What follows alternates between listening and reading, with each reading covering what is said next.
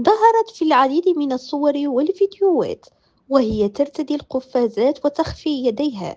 فما هو السبب؟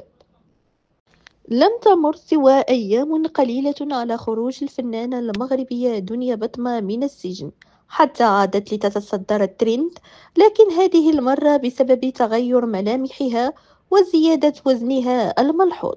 المغنية الشابة ظهرت في مقطع فيديو حديث، ما أثار التكهنات حول خضوعها لجلسات حقن فيلر، خاصة مع التغير الواضح في شكلها.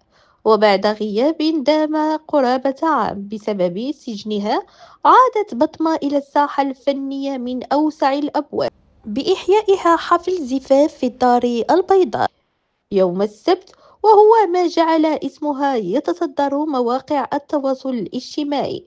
ولم تكتفي بمشاركة لحظات من الحفل، بل نشرت أيضا فيديوهات جديدة عبر حسابها، ما زاد من تفاعل متابعيها الذين انقسموا بين مهنئين بعودتها متسائلين عن سر التغيير الواضح في ملامحها. وتنقل رواد مواقع التواصل الاجتماعي فيديو لدنيا بطمة خلال إحدى حفلاتها عن خبر إصابتها بالبرص بعدما لاحظوا وجود بقع على مستوى يدها تشبه تلك التي يتسبب فيها مرض البهاق خلال بدايته، وهو الشيء الذي لم تؤكده أو تنفيه هذه الأخيرة. ويذكر أن أسباب الإصابة بالبهاق غالبا ما تكون عصبية أو نفسية، بحيث تفرز النهايات العصبية مواد تؤثر على عمل الخلايا الصباغية، مما يزيد احتمالية الإصابة بالبهاق.